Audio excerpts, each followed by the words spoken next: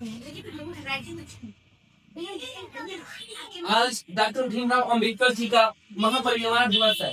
यानी आज ही के दिन डॉक्टर भीमराव अंबेडकर हमें छोड़ करके इस दुनिया से गए रहे हो।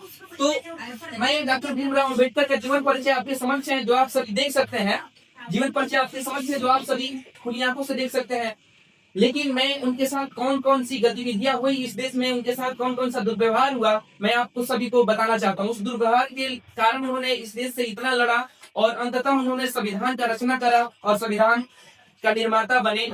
मैं एक बात 1947 जब अपना देश आजाद हुआ, उससे भी पहले शिक्षकों का एक प्रश्न था, जो बच्चों को पढ़ाते हुए शिक्षक ने एक प्रश्न उठाया था। एक शिक्षक थे जिसने प्रश्न किया कि एक ऐसे वस्तु का नाम बताइए जिसको हम देख सकते हैं पर छू नहीं सकते हैं। सभी विद्यार्थियों ने अलग अलग उस प्रश्न का उत्तर दिया कि सर, आसमान को देख सकते हैं पर छू नहीं सकते, सूर्य को देख सकते हैं पर छू नहीं सकते, चंद्रमा को देख सकते हैं पर छू नहीं सकते। लेकिन उसी वर्ग में, वर्ग के बाहर पढ़ने वाला लड़का नम आंखों से खुली शब्दों में एकदम उदास होकर के बोला कि सर, मैं भी इस प्रश्न पे एक उत्तर देना चाहता हूँ।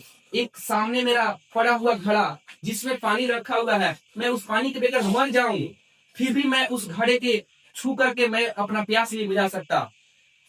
यानी कारण ये था कि मैं अछूत जाति का हूँ, मुझे छूने का अधिकार नहीं है। इस कारण उन्होंने इस देश में ज्ञान तो बहुत प्राप्त किया, लेकिन अछूत होने के कारण उन्हें बहुत सारी दुविधाओं का कष्ट का सामना करना पड़ा और अंततः उन्होंने बहुत ही मेहनत करके, बहुत सारी उपाधि धारण करके और अंततः उन्होंने संविधान का निर्माण किया और पूरे विश्व भर में सबसे बड़ा संविधान, लिखित संविधान बना डाला। और हमारे संविधान में उस समय 395 अनुच्छेद थे, आर्टिकल्स थे, और अभी उसमें बहुत सारे बदलाव हो चुके हैं। और एक मुझे बताना है कि उसी संविधान में उन्होंने इस प्रकार संविधान बनाया कि किसी भी धर्म, समुदाय, किसी भी जाति, वर्ग, किसी भी देश में रहने वाले बच्चे एक साथ रह करके एक ही वर्ग में पढ़ सके।